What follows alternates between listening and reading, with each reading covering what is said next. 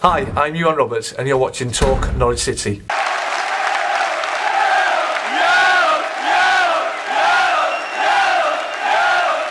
What is going on, guys? Talk Norwich City here, back for another video. This is my predicted / preferred 11 for this weekend's game against West Brom. It's sort of a mix of what I expect plus what I want. That's not normally the best combination, but I've come up with a team anyway. So, in goal, John Ruddy, been solid all season. Closely followed, though, by Declan Rudd, I must say. Every time I've seen Declan Rudd play, I've been thoroughly impressed with him. So this guy has to keep up his good performances, otherwise he might be challenged by Declan Rudd very soon. But at the moment, he is the standout goalkeeper. Steve Whittaker at right back, didn't feature against West Brom, obviously rested for this game. He'll be playing right back. He's been really good this season. No need to change him. Russell Martin, the man of the moment last weekend. One more child to look after, so he still might be a bit tired, but we know Russell Martin is one true professional, and he'll be in centre-back along with Basong. I expect it. That's definitely the right back and two centre-backs, barring injury. And then obviously Olsen will probably be coming into left-back. Played against West Brom, looked very good. Olsen has Premier League experience. We haven't got to worry about that. Admittedly, he hasn't played many minutes since sort of the tail end of the Championship due to injury. But he's had a few games now. I think he's played for the under-21s a couple of times. He's got minutes under his belt. I fully expect him to fit in there nicely. We then move to the midfield, which is the strongest part of the pitch. Nathan Redmond was in the squad against West Brom but didn't feature, so he would have been rested up for this game. Redmond is the player, you know what he does. I don't need to draw arrows, but I'm going to draw them anyway because it's lots of fun. He loves to cut inside and back out. That is what he loves to do. He loves to, he loves the step overs. He loves to cut in and out. He causes defenders havoc. On his day, Redmond is a very key player for us, just because, except for probably him and Houlihan, he's the only player really in this squad who can create something out of nothing. Most of our other players are just good because they're just such hard working, such determination. There's not many players in this team with as much talent as Nathan Redmond, and it's a big season for him, and hopefully these are the kind of games where he needs to step up to the mark and create something out of nothing. The midfield duo of Housen and Tete, probably my preferred two at the moment, although Graham Dorrans has also been very good. He was pulled off after 45 minutes against West Brom. Don't think it was an injury, so maybe rested up for this game, but I would have thought Tete will be playing. He's nice and rested after his deliberate suspension. I expect him to be dropping into these areas a lot against West Ham because of the attacking presence of West Ham. So I'm sure he'll be dropping deep quite a bit. On the other hand, you've got Johnny Howson, who was magnificent against West Brom. Really did show his class. We're coming into these areas to help out Houlihan on the break, but also really solidifying his middle section where West Ham might have a bit of joy. Robbie Brady now on the left midfield position. Jarvis can't play because obviously West Ham are his parent club. It does look like, though, that if Jarvis continues this good form, West Ham might want to let him go. A few birdies telling me that.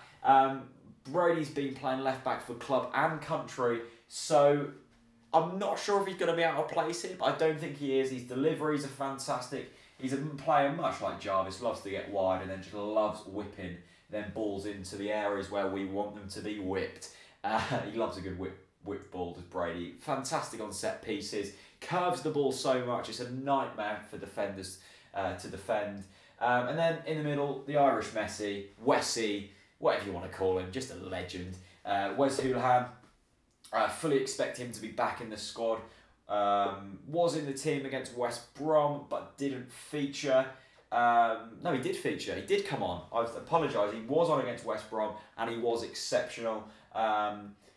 Yeah, he's just brilliant, isn't he? I'm not sure. I'm not sure because obviously Houlihan didn't play against Liverpool, which I fully agreed with.